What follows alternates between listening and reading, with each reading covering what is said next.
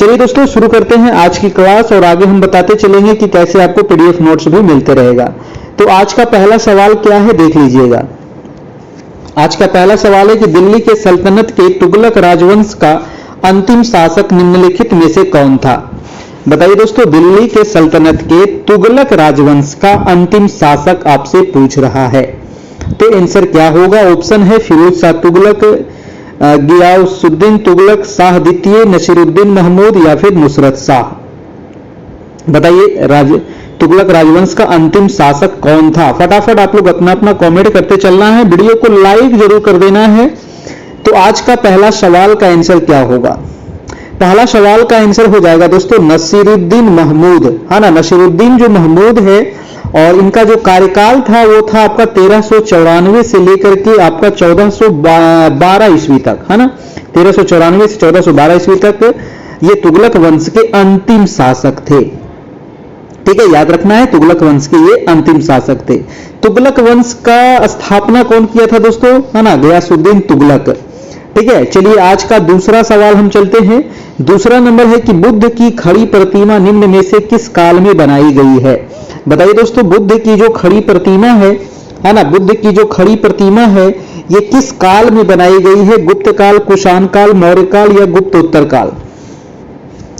तो बुद्ध भगवान के बारे में आपको बहुत सारा चीज जानने की आवश्यकता है, क्योंकि बौद्ध धर्म से आपको 1 से 2 सवाल एग्जाम में जरूर पूछेगा।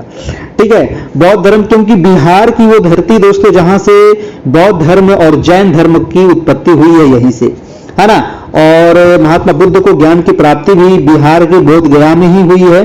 ठीक है, पीपल वृक्ष के नीचे आप जाइएगा, बोध गया देखे भी होंगे, है ना। और फल्गु नदी के किनारे, फल्गु नदी को निरंजना नदी पहले कहा जाता था। ठीक है, तो ये भी आप ध्यान रखना है। और ये बताइएगा कि बुद्ध की खड़ी प्रतिमा जो था वो किस काल में बनाई गई थी। तो ये काल था दोस्तों आपको कुषाण काल, है ना। ये कौन सा काल था? ये कुषाण काल में आपका बनाया गया था। और गांधार एवं मथुरा कला शैली के तहत बुद्ध एवं बोधि तत्वों की बहुसंख्यक मूर्तियों का निर्माण हुआ था आपका। तो कला भी ध्यान रखना है, गांधार और मथुरा कला शैली में आपका। ठीक है, ऑप्शन नंबर आपका बी हो जाएगा। अगला प्रश्न है आपका 3 नंबर की, सिंधु घाटी सभ्यता को आर्यों से पूर्व की रखे जाने का महत्वपूर्ण कारण क्या है। बताइएगा, सिंधु घाटी सभ्यता को आर्यों से पूर्व की रखे जाने का महत्वपूर्ण कारण क्या है? 3 का आंसर क्या होगा? लिपि है, नगर नियोजन है, तांबा है या मृद भांड है। देखिए, सिंधु घाटी जो सभ्यता थी दोस्तों, लिपि ज्ञान और नगर नियोजन आदि के संदर्भ में प्रारंभिक आर्यों से अधिक विकसित थी, है ना। क्योंकि सिंधु घाटी सभ्यता कैसी सभ्यता थी? नगरीय सभ्यता थी, है ना, ये आपको ध्यान रखना है। जबकि आर्य सभ्यता ग्रामीण सभ्यता थी। इसका आंसर क्या हो जाएगा आपका? मृद भांड हो जाएगा। ऑप्शन नंबर आपका डी हो जाएगा। ठीक है, इसका आंसर हो जाएगा मृद भांड। अगला प्रश्न है आपका प्रश्न नंबर आपका 4 नंबर। 4 नंबर है कि औरंगजेब द्वारा चलाए गए जिहाद का अर्थ क्या होता है। जी हाँ, जिहाद किसके द्वारा चलाया गया था? तो औरंगजेब के द्वारा। इसका अर्थ क्या होता है ये आपको बताना है। ऑप्शन है दारुल हर्ब, दारुल इस्लामी, होली वार या फिर जजिया। तो इसका अर्थ होता है दारुल इस्लामी, बहुत सारे लोग को पता होगा। ऑप्शन नंबर आपका बी हो जाएगा। नेक्स्ट प्रश्न है आपका प्रश्न नंबर 5 कि निम्नलिखित राजपूत वंशों में से किसने 8वीं शताब्दी में दिल्लिका यानी कि दिल्ली शहर की स्थापना की थी। बताइएगा, वो कौन सा राजपूत वंश के शासक था जिसने दोस्तों दिल्ली नगर की स्थापना की थी। तो 8वीं शताब्दी में दिल्ली की स्थापना करने वाला तोमर वंश के अनंगपाल ने किया था। ठीक है, तोमर वंश का अनंगपाल किया था दोस्तों। तो आपका आंसर हो जाएगा सी नंबर, तोमर वंश था और जो राजा का नाम था उसका नाम था अनंगपाल। ठीक है, ये ध्यान रखना है। ऑप्शन नंबर आपका सी हो जाएगा। ठीक ना। चलिए नेक्स्ट प्रश्न चलते हैं। आपका प्रश्न नंबर है आपका 6 नंबर की, सारनाथ स्तंभ का निर्माण किया था। बताइए, सारनाथ स्तंभ का निर्माण किसने किया था? देखिए, सारनाथ में ही बुद्ध ने दोस्तों पहली बार जब उनको ज्ञान की प्राप्ति हुई थी तो पहला जो उपदेश दिए थे वो सारनाथ में ही दिए थे, है ना। ये भी पूछा जाता है, ये उत्तर प्रदेश में पड़ता है आपको, वाराणसी के नजदीक में है। और यहीं पर महात्मा बुद्ध ने प्रथम उपदेश दिए थे, सारनाथ में ही। तो सारनाथ स्तंभ का निर्माण किसने करवाया था? हर्षवर्धन, अशोक, गौतम बुद्ध या कनिष्क ने। तो ये करवाया गया था दोस्तों आपको अशोक के द्वारा। ठीक है, किसके द्वारा करवाया गया था? तो सारनाथ स्तंभ का निर्माण अशोक ने करवाया था और इस स्तंभ पे शीर्ष पर सिंह की आकृति बनी हुई है ना। ये जो मान लीजिए स्तंभ है तो इसके ऊपर में दोस्तों सिंह बनाया गया है, इसकी आकृति बनी हुई है। और ये जो सिंह जो है होता है ये किसका प्रतीक होता है? तो ये शक्ति का प्रतीक होता है। ठीक है, सिंह जो है किसका प्रतीक है? शक्ति का प्रतीक है, ध्यान रखना है। और इसी सिंह को दोस्तों भारत सरकार ने अपने प्रतीक चिन्ह के रूप में भी स्वीकार किया है। अगला प्रश्न है कि मंगल पांडे की घटना कब हुई थी? देखिए मंगल पांडे की घटना हुई थी, आपको पता है कि मंगल पांडे 1857 क्रांति के प्रथम वो स्वतंत्रता सेनानी थे जिनको फांसी पर लटकाया गया था। और 29 मार्च 1857, जी हाँ 29 मार्च 1857 को बैरकपुर में सैनिकों ने चर्बी वाले जो कारतूस था उसके प्रयोग करने से इनकार कर दिया था। और इसी के में एक मंगल पांडे ने अपने जो रेजिमेंट था एडुजेंट पर आक्रमण कर उसकी हत्या कर दिया था, इसके वजह से ही इसको फांसी पर लटकाया गया था। तो आंसर हो जाएगा दोस्तों आपका जो मंगल पांडे की घटना ये संबंधित है आपको बैरकपुर से। ठीक है, इसकी शुरुआत कहां से हुई थी? तो बैरकपुर से हुई थी, है ना। यही सवाल आपसे था। अगला प्रश्न है आपका सवाल नंबर 8 कि निम्नलिखित सुल्तानों में से कौन अन्न के ऊपर कर समाप्त करने के लिए जाना जाता है? देखिए जो अन्न होता है ना, जो अनाज होता है उसके ऊपर कर मतलब टैक्स, कर मतलब क्या होता है? टैक्स, टैक्स को समाप्त करने के लिए जाना जाता है ना। वो कौन सा सुल्तान था जो अनाज के ऊपर से जो टैक्स था उसको समाप्त कर दिया था दोस्तों? तो इसका आंसर क्या हो जाएगा? आंसर हो जाएगा आपका सिकंदर लोदी। सिकंदर लोदी जो था ये भूमि के मापन के लिए एक समान गज का प्रचलन किया था जो गज ए सिकंदरी नाम से प्रसिद्ध था ना। नाम ये भी पूछा जाता है कि गज ए सिकंदरी किसने चलाया था दोस्तों? तो सिकंदर लोदी ने चलाया था, ये ध्यान रखना है आपका। ठीक है, अगला प्रश्न है आपका प्रश्न नंबर 9 नंबर की मूर्ति पूजा का आरंभ कब से माना जाता है? बताइएगा, मूर्ति पूजा का आरंभ कब से माना जाता है? तो ये दोस्तों मूर्ति पूजा जो हो रही है ना, हम लोग मूर्ति पूजा जो कर रहे हैं इसका जो प्रारंभ माना जाता है ये पूर्व आर्य काल से माना जाता है। ठीक है, पूर्व आर्य काल से इसका माना जाता है मूर्ति पूजा का शुरुआत हुआ है। और सैंधव सभ्यता में भी मूर्ति पूजा का प्रचलन था, जो हमारे सिंधु घाटी सभ्यता है इसमें भी मूर्ति पूजा का प्रचलन था क्योंकि ऐसा साक्ष्य प्राप्त हुआ है वहां से। ठीक है, तो ये आपको ध्यान रखना है, ऑप्शन नंबर ए हो जाएगा आपका सही। अगला प्रश्न है आपका 10 नंबर की निम्नलिखित में से किसने कुतुब मीनार के निर्माण में योगदान नहीं दिया था? बताइए, कुतुब मीनार है ना। कुतुब मीनार कहाँ है दोस्तों? तो आपको पता है सब लोग को, दिल्ली में है, आप लोग गए भी होंगे देखने के लिए, है ना। तो कुतुब मीनार का निर्माण जो शुरुआत किया था वो कुतुबुद्दीन ऐबक के द्वारा इसको शुरुआत किया गया था, कुतुब मीनार का निर्माण, है ना। और इसको पूरा किसने करवाया था? ये क्वेश्चन कई बार पूछा गया है कि शुरुआत किसने किया था? तो कुतुबुद्दीन। और पूर्ण किसने करवाया था कुतुब मीनार को? तो पूरा करवाया गया था दोस्तों आपको इल्तुतमिश के द्वारा, है ना। किसने पूरा कराया था? इल्तुतमिश। ठीक है, तो ये ध्यान रखना है, इल्तुतमिश इसको पूरा करवाया था और कुतुबुद्दीन इसको शुरुआत करवाया था। क्वेश्चन हमसे कह रहा है कि कुतुब मीनार के निर्माण में योगदान किसने नहीं दिया? और ऑप्शन है कुतुबुद्दीन ऐबक तो शुरुआत करवाया था, इल्तुतमिश इसको पूरा कराया, अलाउद्दीन खिलजी और फिरोज शाह तुगलक। हमारा 2 ऑप्शन बचा, इसमें आंसर क्या होगा? इसमें आंसर क्या होगा जल्दी से बताइएगा। देखिए फिरोज शाह तुगलक क्या किया था? तो फिरोज शाह तुगलक के शासनकाल में इसकी चौथी मंजिल को काफी हानि पहुंची थी, जिस पर फिरोज ने चौथी मंजिल के स्थान पर 2 और मंजिलों का निर्माण करवाया था, है ना। कुतुब मीनार जो है 2 मंजिला जो ऊपर में है ना, वो करवाया था आपको फिरोज शाह तुगलक, यानी कि जो इसका आंसर हो जाएगा वो हो जाएगा अलाउद्दीन खिलजी। अलाउद्दीन खिलजी दोस्तों, इसका कोई इसमें हाथ नहीं है। ठीक है, तो आंसर हो जाएगा हमारा सी नंबर अलाउद्दीन खिलजी। बाकी तीनों जो है कुतुबुद्दीन ऐबक है, इल्तुतमिश है, फिरोज शाह तुगलक, ये तीनों का संबंध आपको कुतुब मीनार से है। ठीक है, अगला प्रश्न है आपका प्रश्न नंबर 11 नंबर की आजाद हिंद फौज के किस सैनिक को 7 वर्ष के कारावास का दंड दिया गया था? बताइए दोस्तों, आजाद हिंद फौज का वो कौन सा सैनिक था जिसको 7 साल का कारावास दिया गया था, यानी कि जेल में रखा गया था? तो इसका आंसर क्या होगा? अरुण अशरफ अली, शाहनवाज या रशीद अली, रासबिहारी बोस। इसका आंसर क्या होगा दोस्तों? 11 का। देखिए आजाद हिंद फौज के सैनिकों एवं अधिकारियों को गिरफ्तार करके ब्रिटिश सरकार ने नवंबर 1945 में दिल्ली के लाल किले में उन पर मुकदमा चलाया था। ठीक है, और इनमें से 3 जो अभियुक्त थे, जैसे प्रेम सहगल थे, गुरुबख्श सिंह थे एवं सहनवाल को फांसी की सजा दिया गया था तथा राशिद अली को 7 वर्ष का कारावास दिया गया था। ठीक है। तो बहुत सारे लोग इसमें फांसी की सजा भी दिया गया था और राशिद अली जो थे इनको 7 साल का जेल में डाला गया था। इनके अलावा और भी लोग थे, जैसे मैंने अभी बताया प्रेम सहगल थे, है ना, और आपका गुरुबख्श सिंह थे, साहनवाल थे, ठीक है। नेक्स्ट प्रश्न है आपका 12 नंबर की, निम्नलिखित में से किस आंदोलन से गांधी जी संबंधित नहीं थे, है ना, वो कौन सा आंदोलन था जिसमें गांधी जी संबंधित नहीं थे, बताइएगा। इसका आंसर क्या होगा दोस्तों? स्वदेशी आंदोलन, खिलाफत आंदोलन, व्यक्तिगत सत्याग्रह आंदोलन, भारत छोड़ो आंदोलन। तो भारत छोड़ो आंदोलन से तो गांधी जी है ये थे, है ना, और सत्याग्रह से भी थे, खिलाफत आंदोलन, इसका आंसर क्या होगा? स्वदेशी आंदोलन। स्वदेशी आंदोलन, क्योंकि देखिए स्वदेशी आंदोलन में भारत गांधी जी इसलिए नहीं थे, आप कॉमन सेंस भी लगा सकते हैं, क्योंकि गांधी जी भारत कब आए थे? तो 1915 में आए थे, है ना, 1915 में आए थे। तो स्वदेशी आंदोलन कब हुआ था दोस्तों? ये हुआ था आपका 1905 में। तो इसमें गांधी जी कैसे रहेंगे भैया? आंसर हो जाएगा हमारा स्वदेशी आंदोलन, है ना। गांधी जी जो थे वो स्वदेशी आंदोलन से संबंधित नहीं थे। स्वदेशी आंदोलन कब हुआ था? तो 1905 में हुआ था। कहां हुआ था? तो बंगाल में हुआ था, बंगाल विभाजन के विरोध में हुआ था।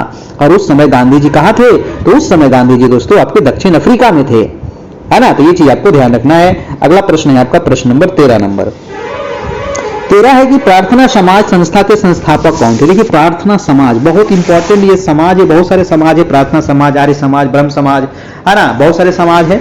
और ये सारे समाज के बारे में आपको दोस्तों पता होना चाहिए, क्योंकि बार बार पूछा जाता है।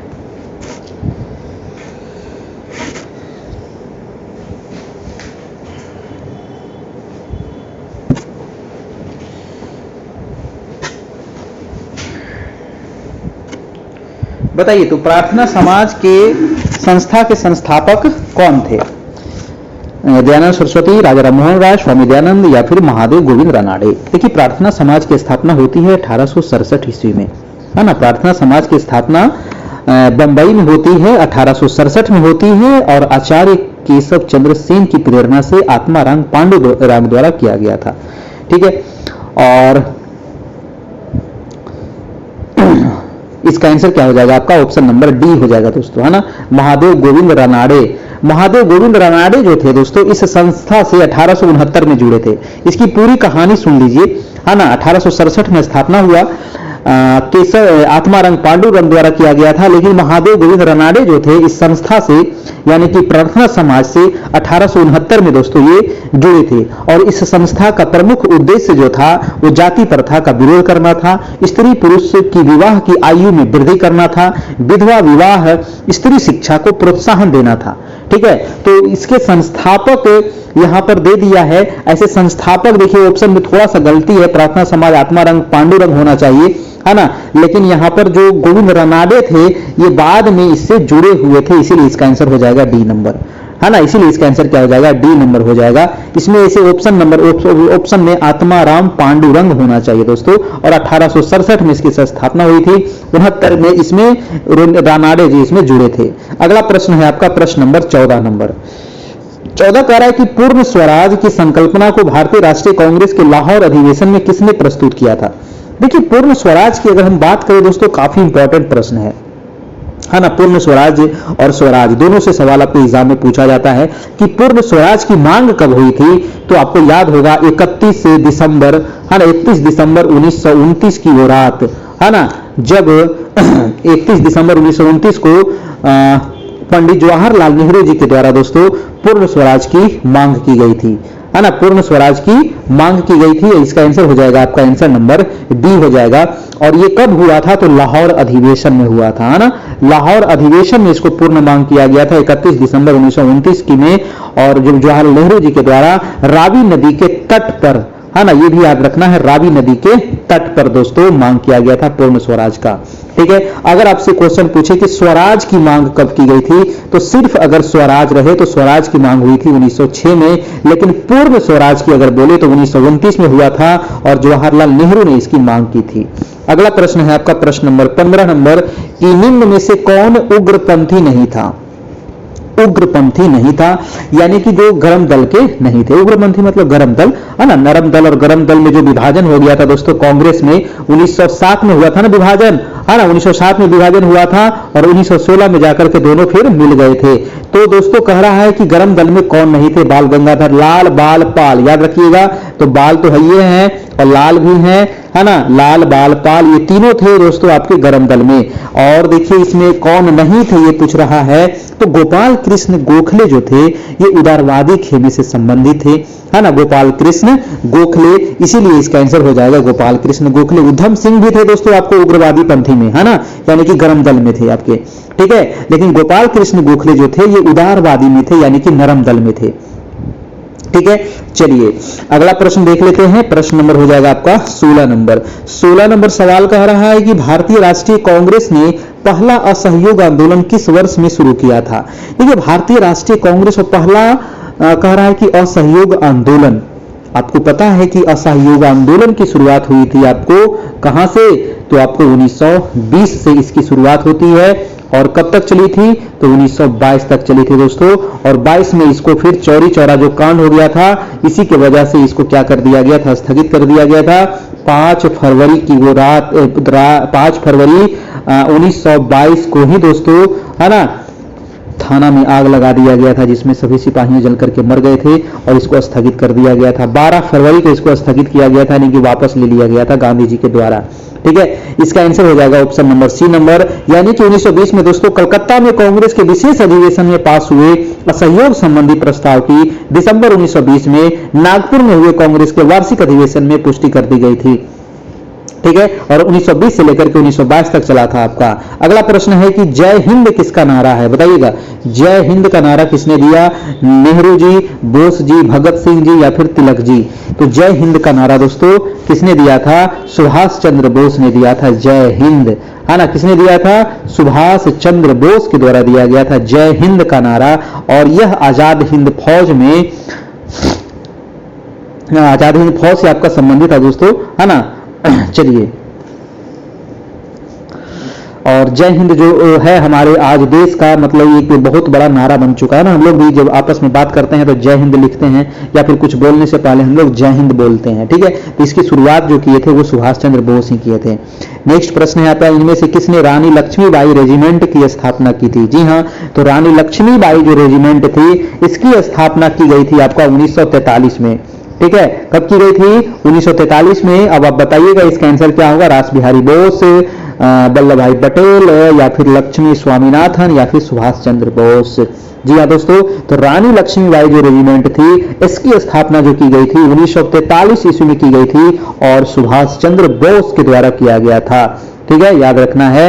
और रानी लक्ष्मीबाई रेजिमेंट के नाम से हुआ था, ऑप्शन हो जाएगा डी नंबर। अगला प्रश्न है 19 नंबर की, वर्ष 1919 में जघन्य जालियांवाला बाग हत्याकांड के समय भारत का वायसराय कौन था दोस्तों।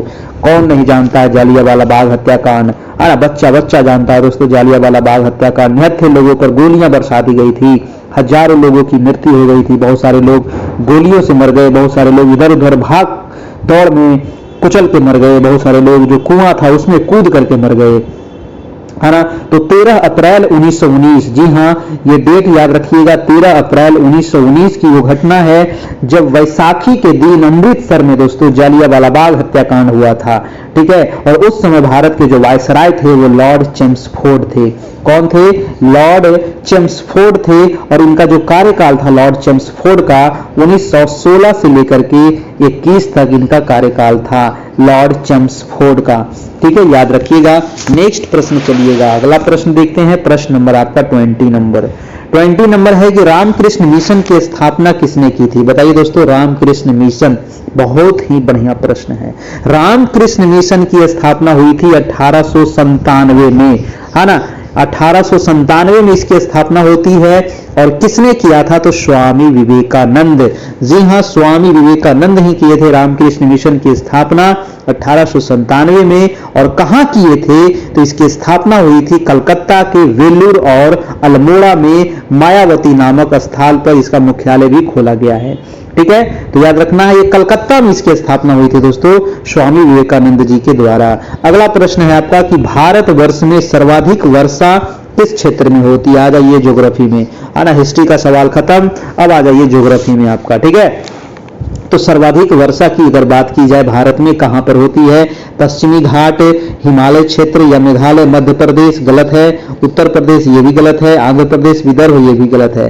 देखिए भारत में सबसे अधिक अगर वर्षा की हम बात करें दोस्तों तो ये है आपका पश्चिमी घाट पर्वत, ये है पूर्वी घाट पर्वत, है ना, ये है पूर्वी घाट पर्वत, ये है पश्चिमी घाट पर्वत, तो यहीं पर आपका सबसे ज्यादा बारिश होता है। इसके अलावा जो हिमालय वाला क्षेत्र है यहां पर, और आपका जो मेघालय है ना, नॉर्थ ईस्ट में आपका मेघालय का मासिन राम, किसको नहीं पता है? मासिन राम सबको पता होना चाहिए, विश्व में सबसे अधिक बारिश होने वाली जगह है मासिन राम, है ना। तो मासिन राम में आपका आंसर हो जाएगा, आंसर नंबर ए हो जाएगा। ये पश्चिमी घाट में बारिश क्यों ज्यादा होती है? क्योंकि दोस्तों जो दक्षिण पश्चिम मानसून आती है दोस्तों, तो सबसे पहले कहां टकराती है? केरल में। और कब टकराती है? तो 1 जून को, है ना, जून के प्रथम सप्ताह में याद रखना है, या फिर अगर ऑप्शन में 1 जून रहे तो 1 जून को आपको टिक कर देना है, ठीक है। तो ये टकराई थी यहां पर, और यहीं पर दोस्तों ये बारिश करती है सबसे ज्यादा, ये पश्चिमी घाट पर्वत में। और यहां से जब मानसून 2 भागों में बढ़ जाता है, एक तो बंगाल की खाड़ी की शाखा, एक अरब सागर की शाखा, है ना, ये आपको होता है। और फिर ये जब बंगाल की खाड़ी की शाखा, अरब सागर की शाखा, जब दोनों फिर पूरे भारत में सक्रिय हो जाता है यही मानसून, ठीक है। पूरे भारत में ये मानसून कब सक्रिय होता है? तो 15 जुलाई तक, है ना, 15 जुलाई तक ये पूरे भारत में मानसून सक्रिय हो जाता है आपका, ठीक है। चलिए अगला प्रश्न देख लेते हैं कि माउंट एवरेस्ट कहां है? किसको नहीं पता है माउंट एवरेस्ट? जिसको नहीं पता है तो सोच लीजिए, है ना, आप तैयारी करना बेकार है ना, इतना आसान प्रश्न है माउंट एवरेस्ट। माउंट एवरेस्ट जो है दोस्तों ये है विश्व की सबसे ऊंची चोटी। जी हां, ये अगर हिमालय की बात करें, है ना, हिमालय की बात करें तो हिमालय में दोस्तों, है ना, माउंट एवरेस्ट क्या है? तो ये विश्व की सबसे ऊंची चोटी है, ये है आपका हिमालय में, ठीक है। और ये है माउंट एवरेस्ट, नेपाल में पड़ता है दोस्तों, नेपाल में। इसकी ऊंचाई कितनी है? 8,850 मीटर वर्तमान में इसकी ऊंचाई हो गई है, और ये नेपाल में है आपका, ठीक है। इसका आंसर क्या हो जाएगा? डी नंबर आपका नेपाल हो जाएगा, ध्यान रखना है ना, ऑप्शन नंबर डी, और इसकी ऊंचाई याद रखना है। और सवाल आप बताइएगा यहां पर, है ना, और यहां पर सवाल बताइएगा कि भारत की सबसे ऊंची चोटी कौन सी है? भारत की अगर सबसे ऊंची चोटी कहे तो हो जाएगा K2, है ना। K2 की ऊंचाई कितनी है? 8,611 मीटर, ठीक है। भारत की सबसे ऊंची चोटी K2। और अगर आपसे पूछे कि भारत में हिमालय की सबसे ऊंची चोटी कौन सी है, तो वो हो जाएगा कंचनजंगा, और ये कहां है? आपका सिक्किम में है, ठीक है। चलिए अगला प्रश्न देख लेते हैं आपका कि एशिया का श्रेष्ठ जस्ता सीसा अयस्क भंडार कहां पर उपलब्ध है? दोस्तों बताइए, एशिया का पूछ रहा है आपसे, विश्व का नहीं पूछ रहा है, तो क्वेश्चन पे थोड़ा सा गौर करिएगा। और भारत का भी नहीं पूछ रहा है, इसमें एशिया का पूछ रहा है। तो जस्ता और सीसा अयस्क भंडार कहां पर है ये बताइएगा, तो इसका आंसर क्या होगा?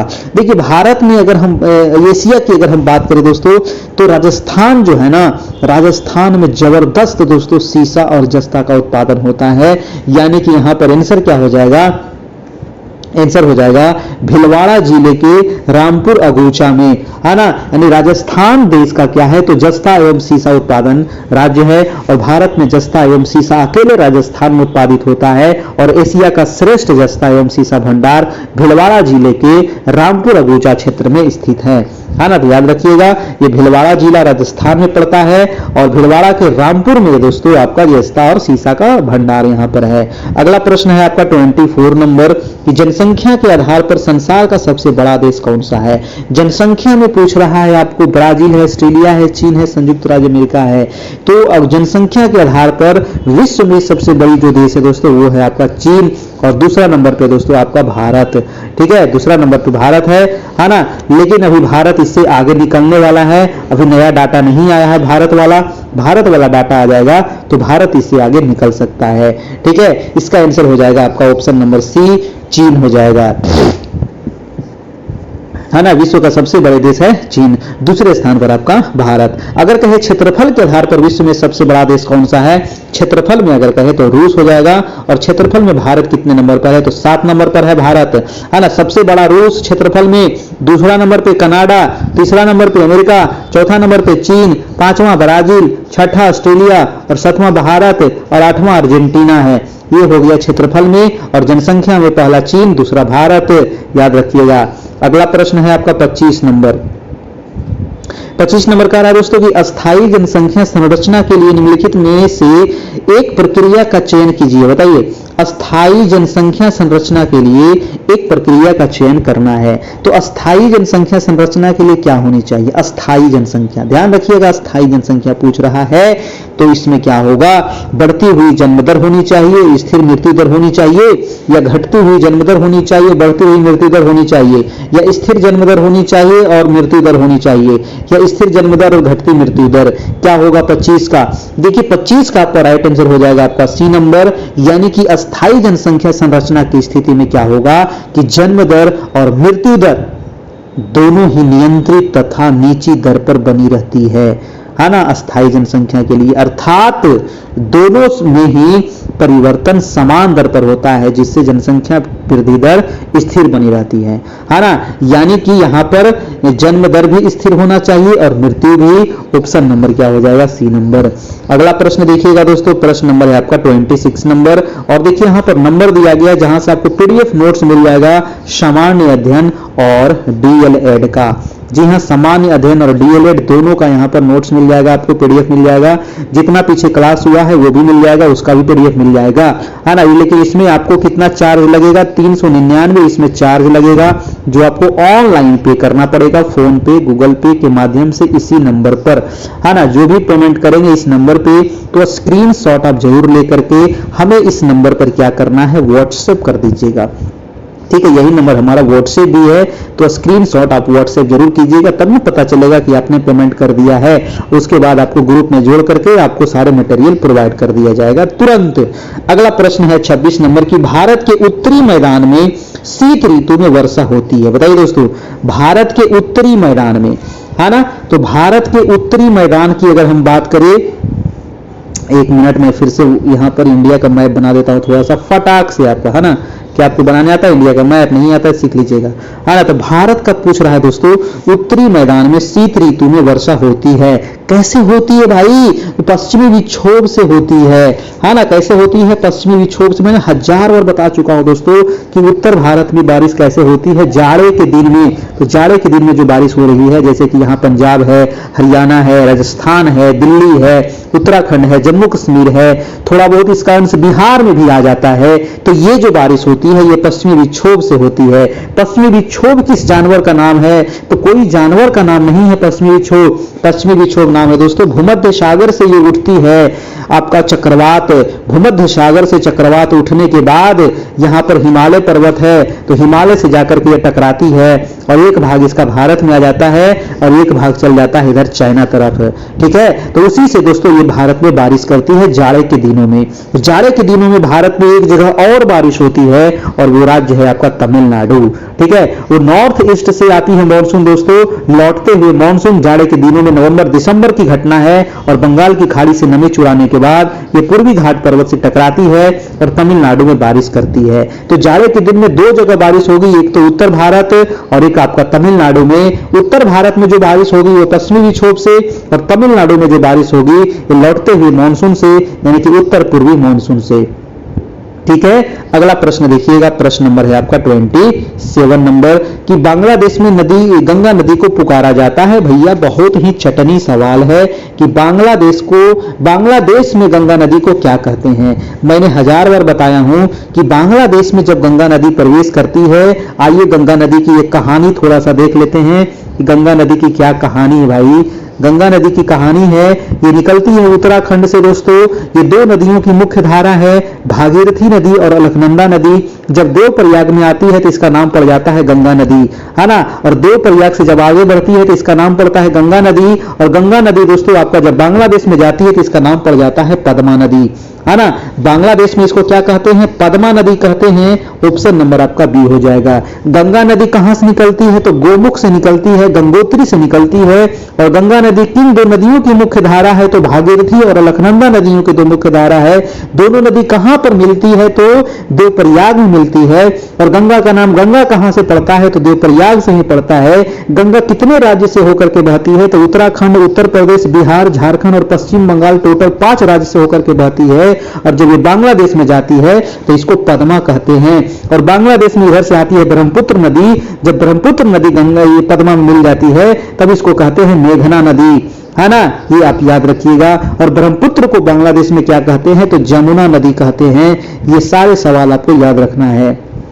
अगला प्रश्न है आपका 28 नंबर कि भारत के निम्नलिखित राज्यों में से कौन अबरख का सबसे बड़ा उत्पादक है।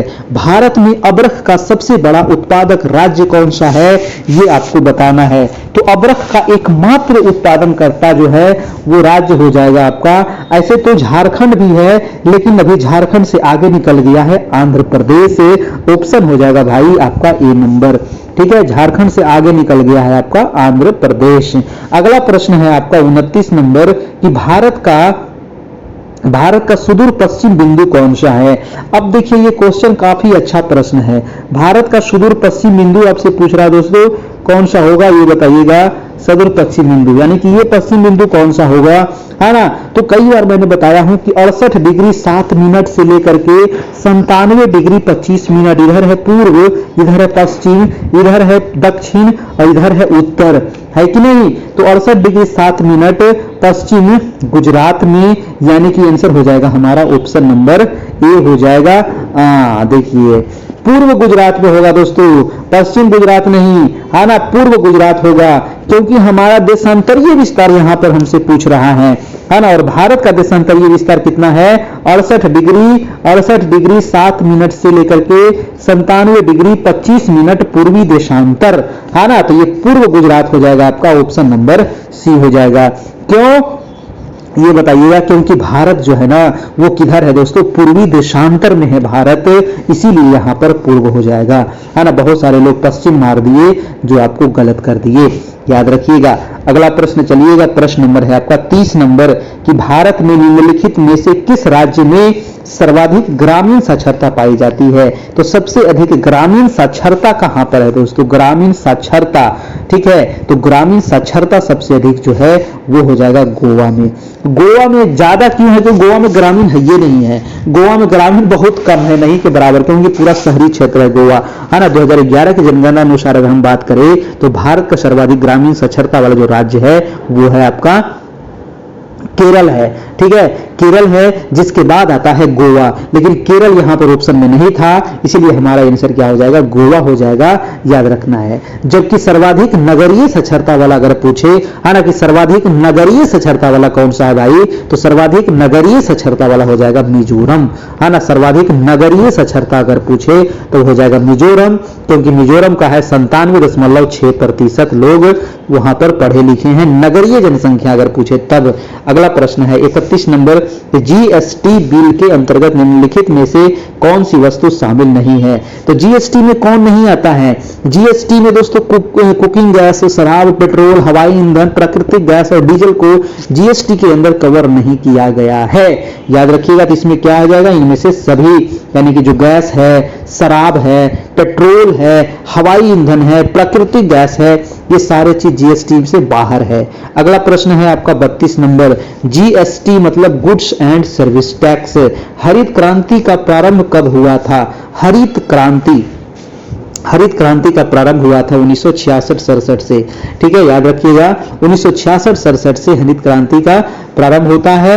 और इसका ऑप्शन में देख लीजिए कहां गया भाई, 67-68, हाँ, तो यहां पर देखिए 67-68 हो जाएगा, है ना, 1967-68 हो जाएगा हरित क्रांति की शुरुआत, ऑप्शन नंबर सी हो जाएगा आपका 32 का, ठीक है। और हरित क्रांति के जनक कौन है, तो एमएस स्वामीनाथन हरित क्रांति के जनक है। सबसे अधिक किस फसल पर प्रभाव पड़ा, तो गेहूं पर। सबसे अधिक राज्य पर प्रभाव अगर कहे तो पंजाब हो जाएगा, है ना, क्योंकि पंजाब में सबसे अधिक मात्रा में गेहूं का उत्पादन होता है प्रति हेक्टेयर में, ठीक है, प्रति हेक्टेयर में सबसे अधिक कहां होता है, तो पंजाब में, और सबसे अधिक ऐसे होता है यूपी में, ठीक है, लेकिन प्रति हेक्टेयर अगर बोले तो आपका हो जाएगा पंजाब वाला क्षेत्र में, ठीक है। चलिए अगला प्रश्न देख लेते हैं, प्रश्न नंबर है 33 नंबर कि भारत में मजदूरों के मजदूरी का निर्धारण का आधार क्या है।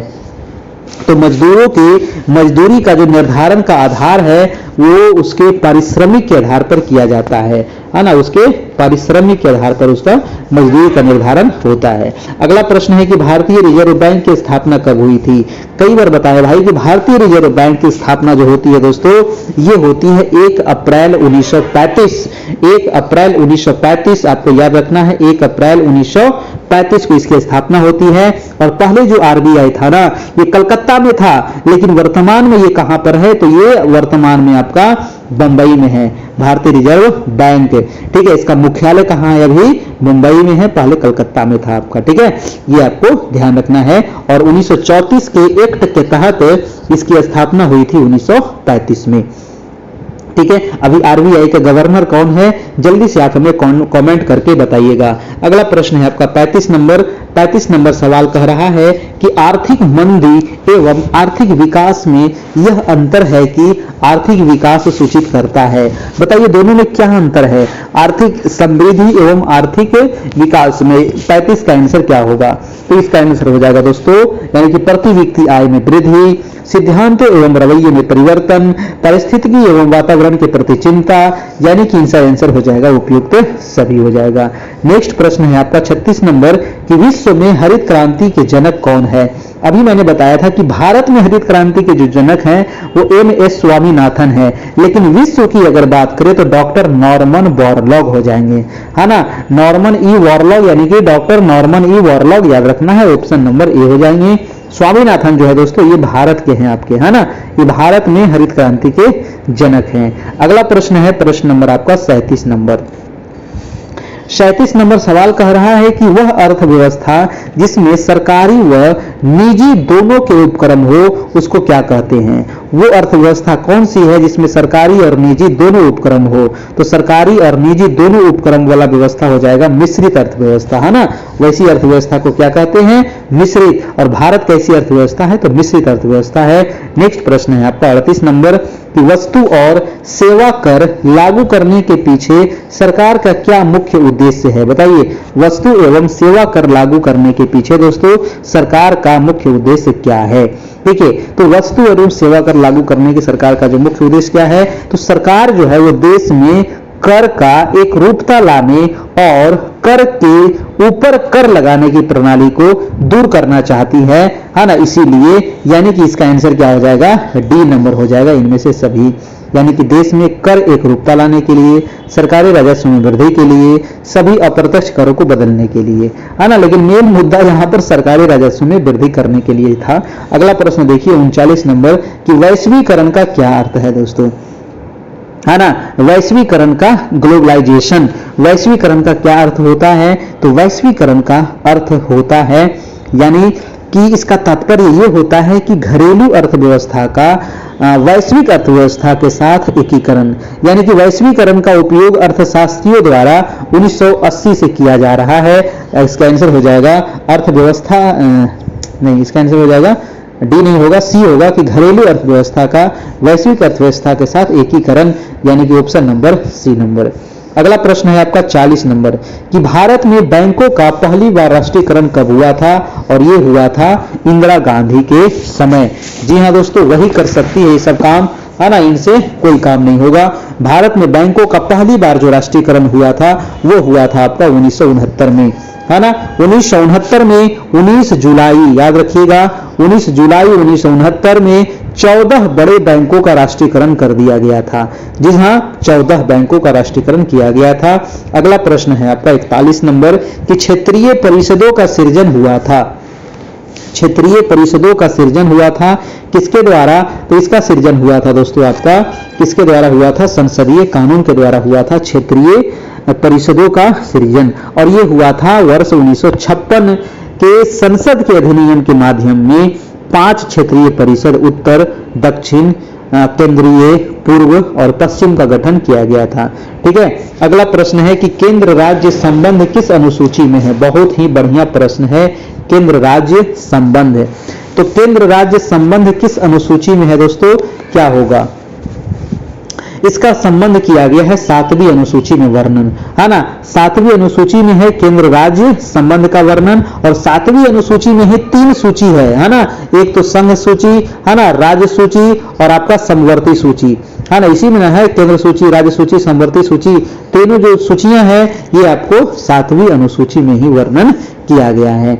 अगला प्रश्न देखिएगा, प्रश्न नंबर है 43 नंबर कि उच्च न्यायालय के मुख्य न्यायाधीश की नियुक्ति किसके द्वारा की जाती है। जो उच्च न्यायालय के न्यायाधीश होते हैं, है ना, जो उच्च न्यायालय के न्यायाधीश होते हैं उसकी नियुक्ति किसके द्वारा की जाती है, तो राष्ट्रपति करते हैं, है ना। कौन करते हैं, राष्ट्रपति करते हैं दोस्तों, याद रखना है।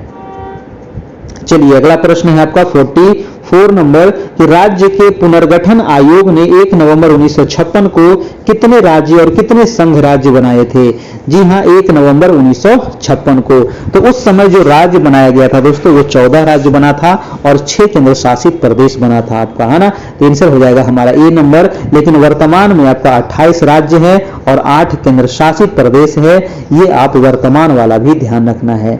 अगला प्रश्न है आपका 45 नंबर कि मौलिक अधिकारों में संशोधन करने के लिए कौन सक्षम है। तो मौलिक अधिकार में संशोधन कौन करेगा भाई साहब, मौलिक अधिकार में संशोधन, है ना, कौन करेगा, तो इसमें संशोधन संसद के द्वारा ही हो सकता है, ठीक है। मौलिक अधिकार में संशोधन, अभी जो संशोधन जो है वो अनुच्छेद कितने में है, 368 में संशोधन का वर्णन किया गया है। संविधान में संशोधन करने के लिए 368 में, भाग कितने में है, भाग ये 20 में है, और ये कहां से लिया गया है, तो ये साउथ अफ्रीका से लिया गया है, ये भी याद रखना है ना। हमारा मौलिक अधिकार की अगर हम बात करें तो मौलिक अधिकार अभी कितने हैं, तो टोटल 6 मौलिक अधिकार है, और 6 मौलिक अधिकार है, वर्तमान में शुरुआत में था 7 मौलिक अधिकार, है ना, याद रखिएगा। अगला प्रश्न देखिएगा, प्रश्न नंबर है आपका 46 नंबर कि संविधान का कौन सा जो भाग है वो लोक कल्याणकारी राज्य के विचार का उल्लेख करता है। तो लोक कल्याणकारी राज्य का अर्थ क्या होता है दोस्तों, लोक कल्याणकारी, है ना, नाम ही है इसको कल्याणकारी राज्य, यानी कि वह राज्य जो अपने निवासियों को सामाजिक, आर्थिक, राजनीतिक गतिविधियों के द्वारा स्वयं के संपूर्ण व्यक्तित्व के रूप में रूपांतरित करने का अवसर उपलब्ध कराए, उसी को कहते हैं कल्याणकारी राज्य, ठीक है। तो इसका जो आंसर क्या हो जाएगा, है ना, लोक कल्याणकारी राज्य का विचार का जो उल्लेख किया गया है ये भाग 4 में किया गया है और नीति निदेशक तत्व में किया गया है ना। नीति निदेशक तत्व भाग कितने में है, भाग 4 में है, और अनुच्छेद 36 से लेकर के अनुच्छेद 51 तक इसका वर्णन किया गया है ना। नीति निदेशक तत्व कहां से लिए गए हैं, तो आयरलैंड से लिए गए हैं। अगला प्रश्न है आपका 47 नंबर। 47 कह रहा है कि राज्यसभा के सदस्यों का क्या होता है। देखिए राज्यसभा के जो सदस्य होते हैं दोस्तों, है ना, इसके बारे में आपसे पूछ रहा है। एक तो राज्यसभा अगर पूछे कि अनुच्छेद कितने में है, तो राज्यसभा हो जाएगा आपका 80 में, और संसद कितने में है, संसद हो जाएगा आपका 79 में, और लोकसभा कितने में हो जाएगा, तो लोकसभा 81 में, है ना। यानी कि राज्यसभा 80, संसद 79, लोकसभा 81, आपको याद रखना पड़ेगा। ये आपको अनुच्छेद पूछा जाता है। इसका आंसर क्या होगा, राज्यसभा। तो राज्य चुनाव जो होता है ये राज्य विधानसभाओं के चुने गए सदस्यों द्वारा किया जाता है, ठीक है। इसका आंसर हो जाएगा बी नंबर। चलिए नेक्स्ट प्रश्न देखते हैं। नेक्स्ट है आपका 48 नंबर की हमने विश्व के किस राष्ट्र के संविधान से अपने मूल अधिकारों की संकल्पना ग्रहण की है। तो संकल्पना जो ग्रहण किया गया है दोस्तों, है ना, मूल अधिकार का, ये किस देश के संविधान से लिया गया है, जल्दी से बताइएगा। इसका आंसर क्या होगा, तो इसका आंसर हो जाएगा दोस्तों यूएसए, है ना। मैंने कई बार आपको बताया हूं कि जो मौलिक अधिकार लिया गया है ये अमेरिका से लिया गया है, ये आपको याद रखना पड़ेगा, है ना, अमेरिका से आपका, ठीक है। चलिए ये भाग कितने में है, तो भाग 3 में है दोस्तों, और अनुच्छेद कहां से कहां तक है, तो 12 से लेकर के 35 तक इसका वर्णन किया गया है। अगला प्रश्न है प्रश्न नंबर 49 नंबर कि ग्राम सभा का अभिप्राय क्या है, बताइएगा ग्राम सभा का क्या अभिप्राय है।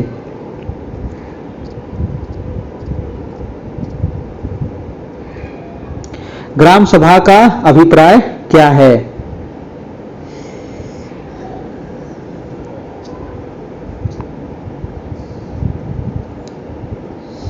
क्या होगा इसका आंसर, ग्राम सभा का क्या अभिप्राय है। तो एक पंचायत क्षेत्र लोग बताइएगा जल्दी से, 49 का जल्दी से पढ़िए। देखिए ग्राम सभा जो है ना 73वें संविधान संशोधन अधिनियम के द्वारा पंचायती राज व्यवस्था को लागू किया गया था। 1900 कब? तो 1992 में ये संशोधन हुआ था, 93 में इसको लागू किया गया था दोस्तों, 73वें संविधान संशोधन। इसका जो आंसर हो जाएगा वो ग्राम स्तर के पंचायत क्षेत्र की निर्वाचन नामावली में पंजीकृत लोग, ऑप्शन नंबर सी हो जाएगा। अगला प्रश्न है 50 नंबर कि केंद्र सरकार तथा राज्यों के मध्य आर्थिक संबंधों की विवेचना की गई है। जी हाँ, तो ये आर्थिक संबंधों की जो विवेचना की गई है केंद्र और राज्य के बीच में, ये कब की गई है? ये 50 का आंसर हो जाएगा। अनुच्छेद 268 से लेकर के 281 के अंतर्गत ये वर्णन किया गया है दोस्तों, है ना। तो ये आपको याद रखना पड़ेगा, राज्य तथा केंद्र के मध्य आर्थिक संबंधों की विवेचना की गई है। ऑप्शन हो जाएगा बी नंबर 50 का। अगला प्रश्न देखिएगा 51 नंबर। 51 कह रहा है कि प्रकाश सीधी रेखा में चलना प्रतीत होता है। जी हाँ, प्रकाश जो है ये सीधी रेखा में चलना प्रतीत होता है।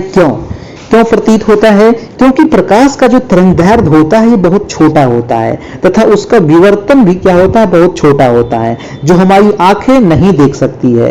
इसीलिए जो प्रकाश है हमें सीधी रेखा में चलता हुआ प्रतीत होता है। ऑप्शन हो जाएगा सी नंबर दोस्तों आपका बिल्कुल सही। नेक्स्ट प्रश्न है आपका 52 नंबर की प्रकाश वर्ष किसकी इकाई है? काफी अच्छा प्रश्न है और बहुत आसान सवाल है कि एक प्रकाश वर्ष बराबर कितना होता है? जल्दी से बताइएगा आप लोग कमेंट करके, एक प्रकाश वर्ष बराबर कितना होता है? और प्रकाश वर्ष जो इकाई है दोस्तों ये दूरी की इकाई है ना, याद रखना है। एक प्रकाश वर्ष बराबर होता है 9.46 गुने 10 के पावर 15 मीटर। अगर मीटर हो जाएगा, आंसर हो जाएगा 9.46 गुने 10 to the power 15 मीटर। अगला प्रश्न देखिएगा, प्रश्न नंबर है 53 नंबर कि एटम में न्यूट्रॉन की खोज किसने की थी? बताइएगा। एटम जो बॉम्ब होता है दोस्तों, है ना, तो इसमें न्यूट्रॉन की खोज किसने किया था? तो किसने किया था? जल्दी से बताना है। न्यूट्रॉन की खोज किया गया था आपको जेम्स चैडविक के द्वारा, है ना। जेम्स चैडविक के द्वारा किया गया था न्यूट्रॉन की खोज, है। और ये कब किया गया था? तो 1932 में किया गया था दोस्तों, ये खोज हुआ था 1932 में। अगला प्रश्न है आपका प्रश्न नंबर है 54 नंबर कि निम्नलिखित में से कौन सा हास्य गैस, लाफिंग गैस, जी हाँ, आगे आपके सामने छोड़ दिया जाएगा तब हंसते हंसते पगला जाइएगा, है ना। तो लाफिंग गैस यानी कि नाइट्रस ऑक्साइड दोस्तों, N2O, है ना। N2O नाइट्रस ऑक्साइड होता है, यानी कि जिसको लाफिंग गैस से कहते हैं, ये प्रयुक्त होता है ना। कौन सा गैस है? इसको कहते हैं नाइट्रस ऑक्साइड। मैंने आपको बता दिया, इसका आंसर हो जाएगा option number A number nitrous oxide. ठीक है, इसे शल्य क्रिया के समय निश्चेतक के रूप में प्रयोग किया जाता है, बेहोश करने के लिए किया जाता है दोस्तों, है ना। हंसते हंसते आपको पागल हो जाइएगा। अगला प्रश्न है, बेहोश हो जाइएगा।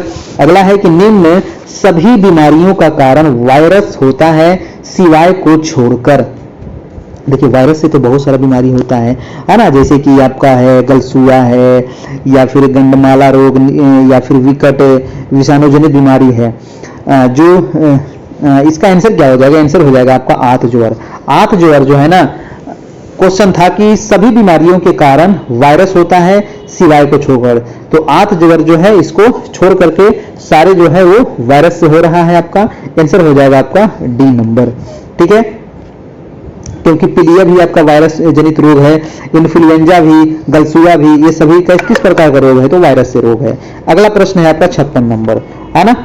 56 नंबर है कि बादल आच्छादित रातें स्वच्छ आकाश वाली रातों से अधिक गर्म क्यों होती है? जी हाँ, जिस समय आप देखे होंगे कि जिस दिन आपको अगर आकाश में आपको बादल दिख रहा है तो वो रातें थोड़ी सी गर्म आपको महसूस होगी, है ना। जब बादल नहीं है तो वो रातें आपको थोड़ी सी ठंडी महसूस होगी। कारण क्या है? तो बादल जो होता है ना, बादलों द्वारा रात में जो पृथ्वी तथा हवा से जो उष्मा का विकिरण क्या रहता है, वो रोके हुए रहता है ना, वो प्रवर्तित करने के कारण बादलों से आच्छादित रातें स्वच्छ रातों से अधिक वो गर्म होती है। यानी कि बादल जो है वो पृथ्वी तथा हवा से उष्मा का विकिरण को क्या करता है? वो रोक देता है दोस्तों, है ना, वो रोके हुए रहता है बादल, इसीलिए जो वायुमंडल है हमारा वो थोड़ा सा गर्म होता है। आंसर हो जाएगा ए नंबर। अगला प्रश्न है आपका 57 नंबर की अंतरिक्ष यात्री, जो अंतरिक्ष यात्री होते हैं वो निर्वात में सीधे खड़े नहीं रह सकते। क्यों नहीं सीधे खड़े रह सकते भाई? तो सीधे खड़े इसलिए नहीं रहते हैं क्योंकि गुरुत्व नहीं होता है ना। अंतरिक्ष में गुरुत्वाकर्षण शक्ति है नहीं है, इसी वजह से वो खड़े नहीं रह सकते हैं। अगला प्रश्न है आपका 58 नंबर कि परमाणु नाभिक के अवयव कौन कौन से हैं। कई बार पूछा गया सवाल है कि परमाणु नाभिक के अवयव कौन कौन से हैं। तो परमाणु नाभिक के अवयव प्रोटॉन और न्यूट्रॉन है ना, प्रोटॉन और न्यूट्रॉन हो जाएगा आपका आंसर नंबर सी हो जाएगा। नेक्स्ट प्रश्न है 59 नंबर कि कौन सी गैस नोबल गैस है। जी हाँ, नोबल गैस किसको कहते हैं भाई, नोबल गैस किसको कहते हैं, किसको कहते हैं नोबल गैस। तो नोबल गैस किसको कहते हैं, जल्दी से बताइएगा। Helium, neon, argon, krypton, xenon, radon है ना, ये सभी नोबल गैस हैं। ठीक है, तो आंसर हो जाएगा हमारा helium. Helium, neon, argon, krypton, xenon, radon, ये सारे जो गैस है ना, ये सारे नोबल गैस में आते हैं। ठीक है, तो इसको कहते हैं नोबल गैस, इसीलिए ऑप्शन में हीलियम है, तो हीलियम हो जाएगा हमारा आंसर। अगला प्रश्न देखिएगा 60 नंबर कि मानव शरीर में अधिकतम मात्रा में पाया जाने वाला तत्व कौन सा है। हमारे शरीर में सबसे अधिक मात्रा में कौन सा तत्व पाया जाता है। देखिए, हमारे शरीर में प्रधान रूप से दोस्तों 6 तत्व पाए जाते हैं। एक तो ऑक्सीजन है, कार्बन है, हाइड्रोजन है, नाइट्रोजन है, कैल्शियम है, फास्फोरस है ना। 6 तत्व मुख्य रूप से है। और तो इसका क्वेश्चन क्या पूछ रहा था, अधिकतम मात्रा में पूछ रहा था ना, तो अधिकतम मात्रा में दोस्तों आपका क्या हो जाएगा, अधिकतम मात्रा में हो जाएगा कैल्शियम है ना। ऑप्शन के अनुसार यहाँ पर कैल्शियम हो जाएगा। हमारे शरीर के भार का जो 65% यहाँ पर ऑक्सीजन होता है, 18% कार्बन होता है, 10% हाइड्रोजन होता है, 3% नाइट्रोजन होता है, 1.4% कैल्शियम होता है और 1.1% फास्फोरस होता है।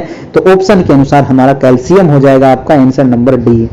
ठीक है, अगला प्रश्न देखिएगा 61 नंबर। अच्छा, यहाँ पर देखिए थोड़ा सा मैथ यहाँ पर स्टार्ट हो गया है ना। 61 नंबर क्या है भाई, मैथ है, तो आप इसको मैथ को बनाइएगा, इसका आंसर मैं आप लोग को दे दूंगा।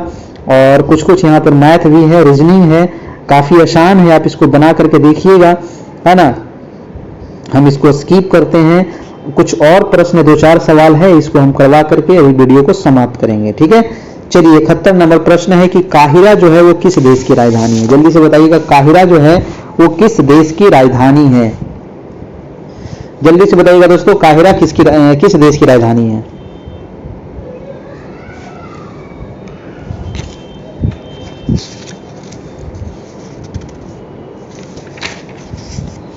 काहिरा किस देश की राजधानी है, तो ये मिस्र की, बहुत बढ़िया, मिस्र की राजधानी है आपको काहिरा, ध्यान रखना है ना। काहिरा में, यहाँ मिस्र में दोस्तों कौन सी मुद्रा चलती है, तो इजिप्टियन पाउंड चलती है ना। मिस्र क्या है, तो एक अफ्रीकी देश है। अगला प्रश्न है आपका कि भारत के निम्नांकित राज्यों में से किसके 3 तरफ अंतर्राष्ट्रीय सीमाएं हैं। बताइए वो कौन सा राज्य 3 तरफ अंतर्राष्ट्रीय सीमा से घिरा हुआ है। तो 3 तरफ अंतर्राष्ट्रीय सीमा से घिरा हुआ राज्य हो जाएगा आपका कौन, तो त्रिपुरा है ना। देखिए त्रिपुरा कहां पे भाई, अगर हम भारत का मानचित्र की अगर हम बात करें तो देखिए त्रिपुरा ये है ना, ये वाला जो आपको दिख रहा है ना, ये वाला, तो ये वाला भाग आपका त्रिपुरा है। और त्रिपुरा के ये इधर बांग्लादेश, नीचे बांग्लादेश और इधर बांग्लादेश, 3 तरफ से बांग्लादेश घिरा हुआ है, इसलिए इसका आंसर हो जाएगा त्रिपुरा है ना। चलिए अगला प्रश्न देख लेते हैं। अगला प्रश्न है आपका 73 नंबर। 73 नंबर है कि निम्न में से एक केंद्र शासित क्षेत्र नहीं है। कौन सा केंद्र शासित प्रदेश नहीं है, त्रिपुरा तो नहीं है, नहीं है। अच्छा नहीं पूछ रहा ना, त्रिपुरा हो जाएगा है ना। त्रिपुरा तो एक राज्य है ना, जबकि लद्दाख देखिए एक नया बन गया है। लद्दाख की राजधानी कहाँ है, लेह है ना। लक्षद्वीप जो हमारा है आपका केंद्र शासित प्रदेश, पुदुचेरी आपका केंद्र शासित प्रदेश। लक्षद्वीप की राजधानी कावारती, लद्दाख का लेह, पुदुचेरी का पुदुचेरी, याद रखना है। ठीक है, अगला प्रश्न देखिएगा। देखिए वीडियो को अभी तक आप लोग लाइक नहीं किए है ना, ये बहुत अच्छा बात नहीं है, थोड़ा सा लाइक कर दीजिए। और जो लोग चैनल पर नए हैं, अभी तक चैनल को सब्सक्राइब नहीं किए हैं, अगर आप डेली वीडियो आपको अच्छा लगता है, डेली आप देखना चाहते हैं, तैयारी करना चाहते हैं प्रधान शिक्षक की है ना, बीपीएससी की, तो आप हमारे चैनल को सब्सक्राइब कर लीजिएगा। शिक्षक से संबंधित हमारे यहाँ पूरी तैयारी होती है, तो आप हमारे चैनल को सब्सक्राइब जरूर कर लीजिएगा। ठीक है, और बेल आइकन प्रेस कर लीजिएगा ताकि जो क्लास होती है डेली वो आपको मिल सके, आप उसको देख सके। अंतर्राष्ट्रीय महिला दिवस कब मनाया जाता है। अंतर्राष्ट्रीय महिला दिवस दोस्तों प्रति वर्ष 8 मार्च को मनाया जाता है ना। प्रति वर्ष कब मनाते हैं, 8 मार्च को। और 9 जनवरी को क्या मनाते हैं, 9 जनवरी को मनाते हैं दोस्तों महात्मा गांधी जी कब आए थे? तो 9 जनवरी 1915 को ही महात्मा गांधी ने भारत आए थे। इसीलिए 9 जनवरी को हम लोग मनाते हैं प्रवासी भारतीय दिवस, है ना, प्रवासी भारतीय दिवस, क्योंकि 9 जनवरी को ही दक्षिण अफ्रीका से भारत लौटे थे हमारे राष्ट्रपिता महात्मा गांधी। और 7 अप्रैल को क्या मनाते हैं? 7 अप्रैल को मनाया जाता है विश्व स्वास्थ्य दिवस। विश्व स्वास्थ्य दिवस मनाया जाता है। और 24 मई को कुछ नहीं मनाया जाता है, 27 मई को कुछ नहीं, 24 मई को क्या मनाया जाता है? 24 मई को मनाया जाता है राष्ट्रमंडल दिवस। ठीक है, अगला प्रश्न है और आज का लास्ट प्रश्न है, तो अंत भला तो सब भला। बताइएगा कि उर्वशी जो है दोस्तों, उर्वशी नामक साहित्य कृति के रचनाकार कौन है? बताइए, उर्वशी नामक साहित्यिक कृति के रचनाकार कौन है? जयशंकर प्रसाद, महादेवी वर्मा, रामधारी सिंह या राम कुमारी वर्मा? क्या होगा? तो इसके जो लेखक हैं ये हो जाएंगे आपके रामधारी सिंह दिनकर, है ना। उर्वशी के लेखक कौन हो जाएंगे? रामधारी सिंह दिनकर। और इन्होंने दोस्तों 1961 में, है ना, 1961 में उर्वशी नामक साहित्य कृति की रचना किए थे। आंसर हो जाएगा आपका ऑप्शन नंबर सी। तो ये रहा आज का क्लास। कैसा लगा? इसका आंसर आप लोग को दे दिया गया है, आप यहाँ से मिला सकते हैं इसका टेस्ट के रूप में, और इसका पीडीएफ आप लोग को ग्रुप में हम दे देंगे। और जो लोग अभी तक ग्रुप में नहीं जुड़े हैं तो वो जुड़ जाइएगा। कैसे जुड़ना है ग्रुप में ये मैं आप लोग को डेली बता देता हूँ, है ना। तो यहाँ पर आपको डीएलएड और समान अध्ययन का नोट्स पीडीएफ आपको सब चीज मिल जाएगा। 399 इसमें चार्ज हैं। जो नए टीचर हैं अभी तक नहीं जुड़े हैं हमारे यहाँ, उनके लिए 399 हैं। और जो पुराने शिक्षक हैं जो पहले से जुड़े हुए हैं और फिर से जुड़ना चाह रहे हैं तो उनको 201 रुपया पे करना होगा, है ना। और ये नंबर है आपको गूगल पे, फोन पे, जहां आपको ऑनलाइन पेमेंट करने के बाद आपको यहां पर मिल जाएगा। तो इसी नंबर पर आपको पे करना होगा। पेमेंट करने के बाद आपको स्क्रीनशॉट ले लीजिएगा और हमारे व्हाट्सएप पर, व्हाट्सएप भी हमारा यही नंबर है, तो व्हाट्सएप पर आप हमें भेज दीजिएगा। वहां हम आपको जोड़ देंगे, आपको पीडीएफ दे देंगे, आप उसको पढ़ लीजिएगा। डीएलएड का जो आप लोग को शॉर्ट नोट्स दिया गया है दोस्तों 70 पेज का, है ना, उसको आप पढ़ रहे हैं कि नहीं पढ़ रहे हैं ना, उसको पढ़ते रहिएगा, काफी इंपॉर्टेंट है। ठीक है, और सारी चीज आपको करते रहना है। थैंक यू, धन्यवाद। आज के लिए इतना ही, फिर मिलते हैं कल हम लोग। तब तक के लिए जय हिंद, जय भारत।